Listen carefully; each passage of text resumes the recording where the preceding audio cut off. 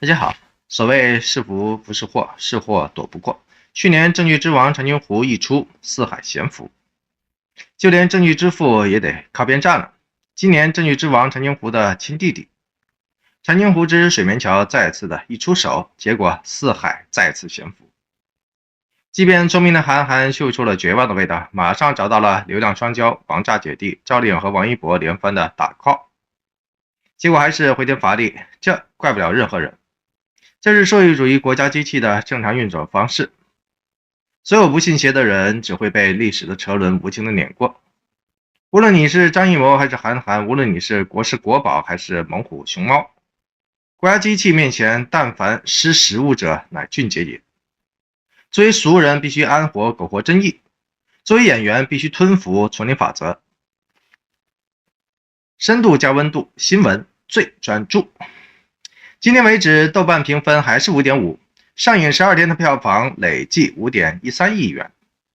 这成绩跟张艺谋大导演的狙击手算是难兄难弟的存在感了，即便后者的口碑依旧是最好的那一个。韩寒导演的第4部长片《四海》在今年春节档的口碑票房双砸双输了，很多人依旧是表示始料未及。说实在的，新闻我也是奇了怪了，这到底有什么值得始料未及的呢？之前的8年里面，处女作《后会无期》斩获了 6.29 亿元的票房，首战告捷了。跟着呢，热衷于春节档的《乘风破浪》和《飞驰人生》都成功的突破了10亿元的票房的大关了。可见写而优则导的韩寒也不例外。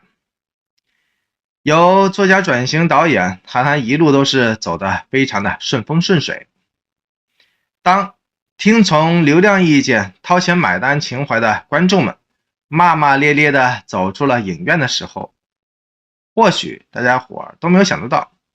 那个曾经的桀骜少年和意见领袖，已经完完全全的走进了思维的麦田怪圈当中了，走不出来了。跟现实冲突、跟事项叫板的那一种勇气，永远都无法带来钞票上的回报的，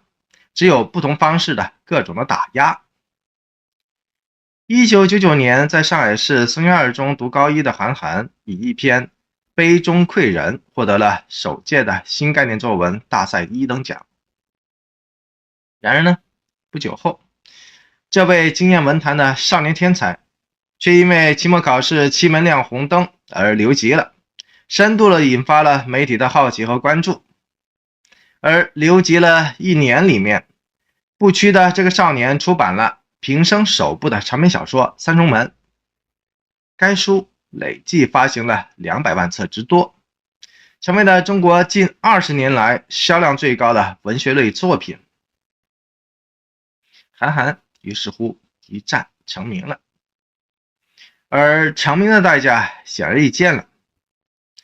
在教室里，那个只会写书、从来都不听课的韩寒，再度的挂科7门课程，并于2000年的4月4号自动的退学了。退学前，他的老师故意的问韩寒说：“你以后靠什么养活自己呀？”韩寒不屑的回答说：“稿费呀。”然后呢，这位老师就笑了。说到这，您发现了没有呢？韩寒连上个高中都是以所谓长跑项目体育特长生的身份勉勉强强混进去的，而且呢，才读了1年不到，高一而已，就已经读不下去的了，要退学的了。这份的学历让那些整天围堵和肆意开涮赵丽颖和王一博的人情何以堪呢？所以说，这个世界上总有一些人老是喜欢拿别人的学历说事儿，却永远都看不见别人的成功和厉害之处。而这个韩寒的厉害也不例外。退学之后，韩寒很快就利用自己的时间，用自己的实力证明了自己。他先后出版了《零下1度》、像《少年飞驰》、通稿2003等等等等多部的畅销书出来，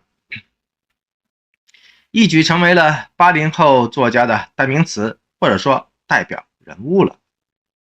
作为一个开始呼风唤雨的青年人，他一下子就化身成为了那个时代最可爱也最聪明的明星人物了。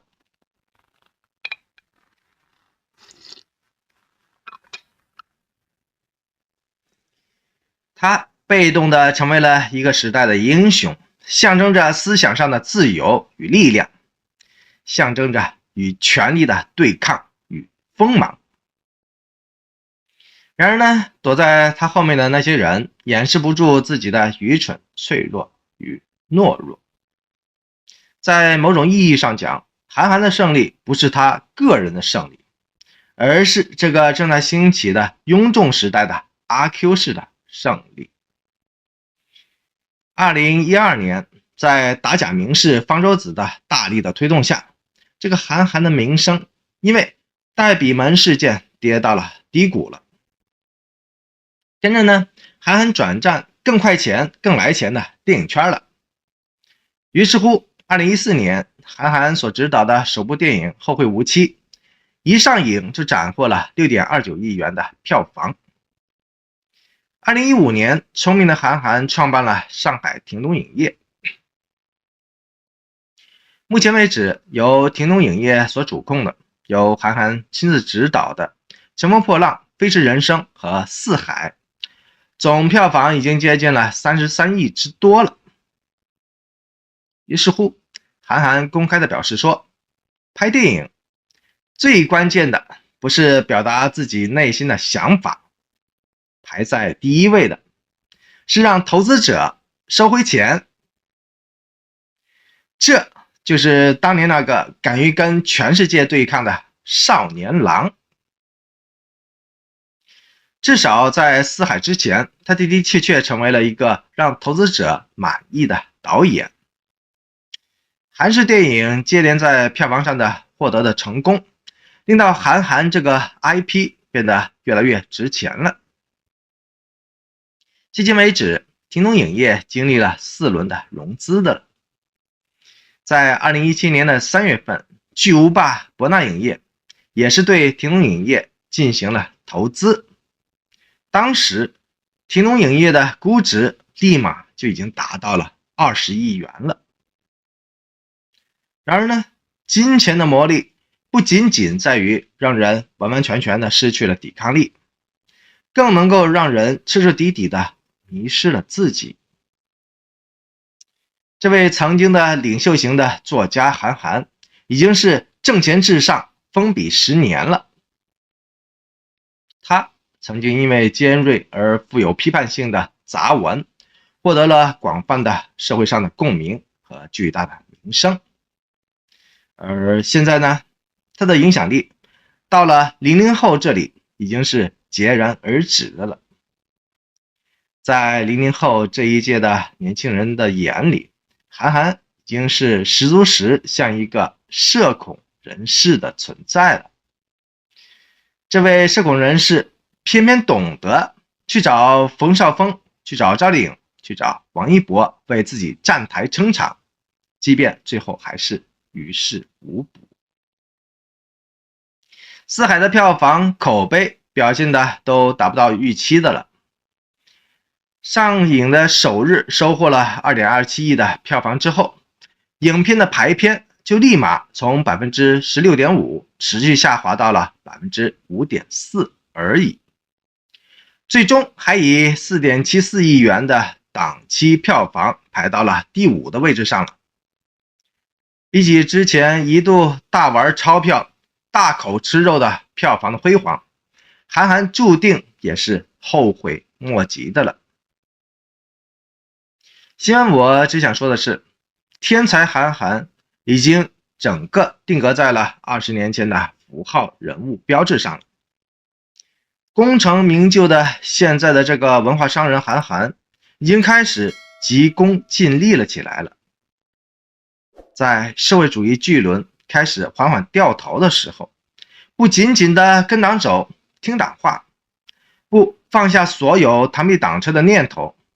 不乖乖的给政治之王让路，就只有跟资本巨轮一道沉沦的份儿了。2022年1月28号，在另外一边厢，也就是电视剧的市场当中，一部中央经典的红色经典剧，可算是红火火、热闹非凡的盛大开播了。没多久，3万人的点评，8.1分的高分，让这部承载着党和国家领导人满满祝福的红色剧集收获了毫无疑问的清一色的红色好评。这成绩夫复何求呢？不少人都声称自己第一集就已经看哭了，因为满满的都是年代的感觉，都是幸福的感觉，真的算是生在红旗下，幸福几代人的了。不知道追看过这部剧的您有什么特别的感想呢？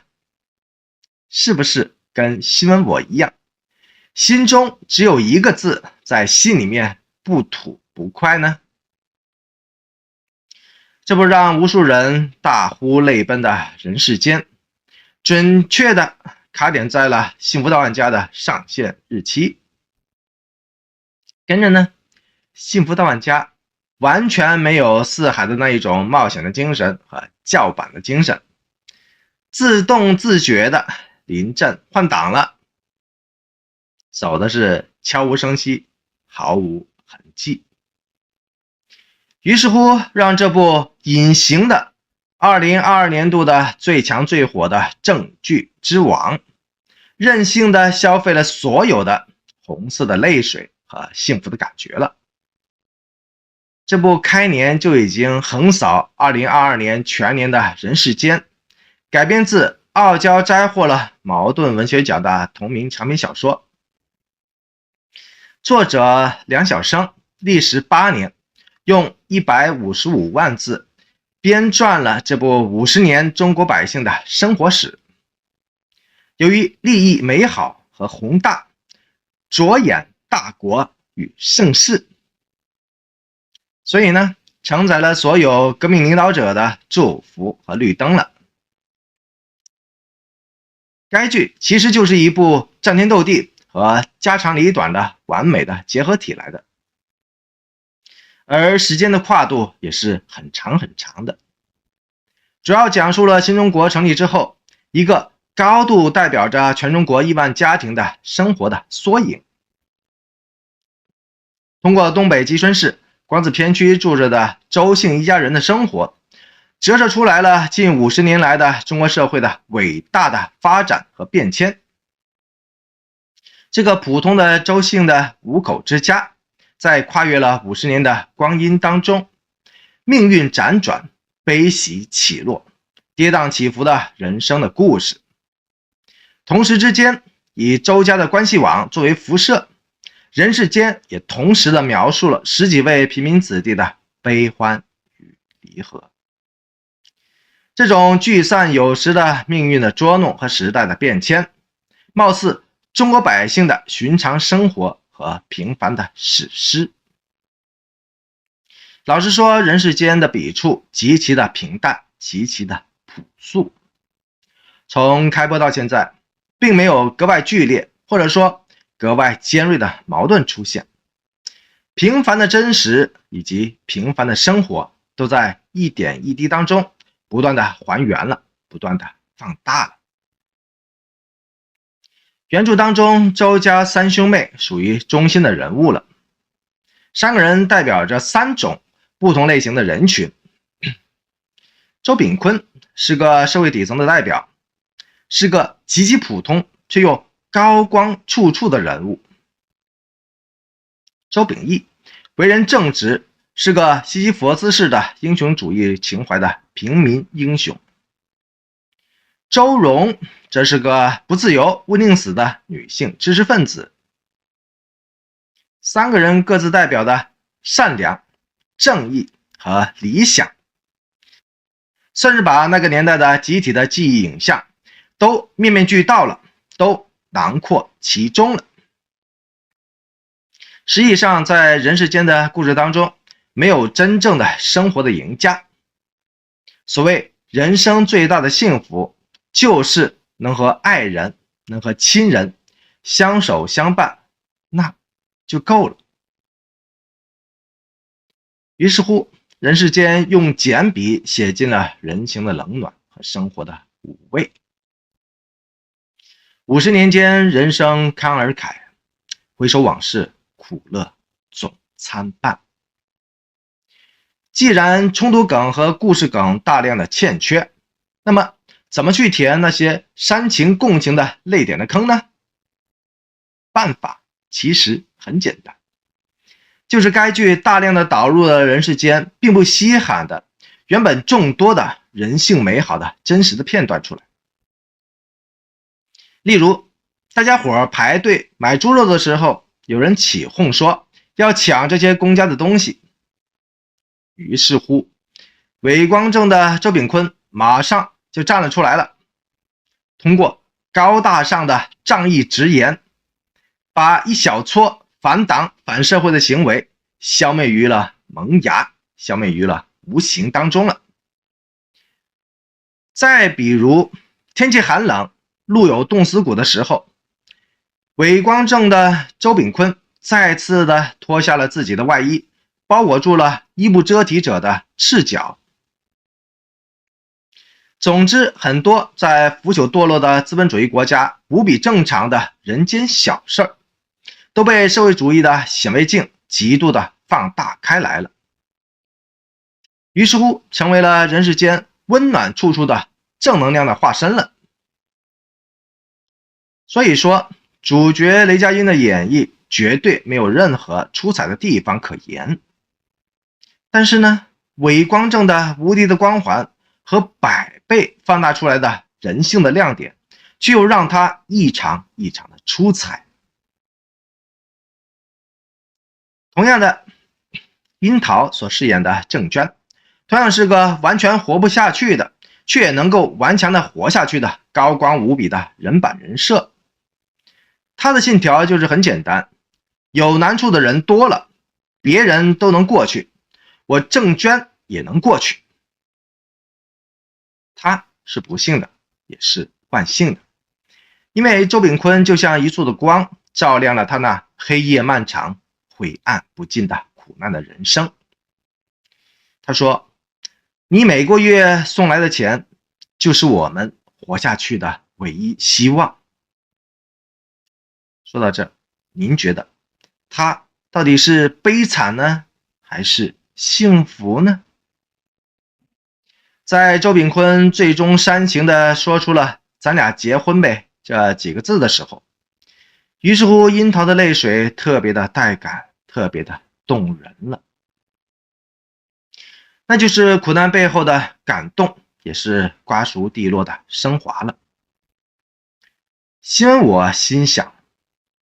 这种十分带感的画面，其实让赵丽颖这么样的一个转型突破的演员去演绎的话，同样也是一幕精彩动心的情感炸裂的画面感出来的。然而呢，事业上原本就没有如果这两个字。这种证据之王的人设，有些人差10万8千里，而有些人只差那临门的一脚。老实说，这部剧跟霸道总裁爱上灰姑娘之类的偶像剧实际上没有本质上的区别的，只是催泪的手法和效果在某种程度上不同而已。剧中人物依旧是改开前电视连续剧的那一种古董的套路，甚至故事的深度和人物的刻画都比不上30年前的那一部《渴望》。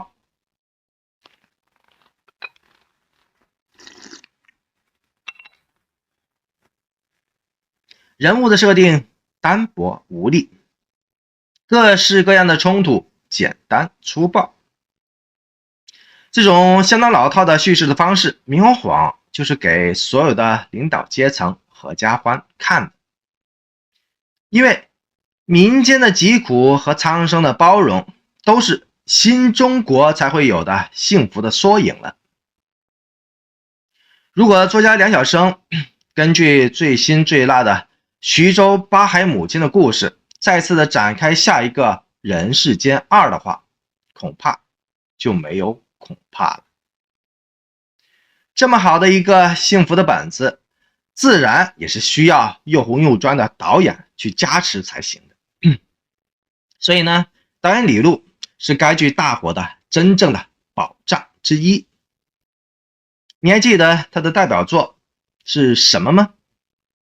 他的代表作就是《人民的名义》。恐怕不少人到现在依旧是津津乐道的那一种。这部当下性、稀缺性、均衡性、艺术性样样兼备的反腐大剧，成为了2017年年度当之无愧的年度剧王来的了。今年自然也不例外的了。李路这种体制人也可以称是体面人，既懂得影视剧的创作的手法，又熟悉行业的投资的生产流程，算是一位很来事儿的，同时具有制片人思维的红色导演了。社会主义的影视剧其实素材很多很多的，但是呢，禁区也是更多的。所以呢，这种全才的导演牢牢地把握住了红色与泪点的契合点。在新闻我永远都会与别不同的视角当中，我一路看下来都只看到了一个字而已。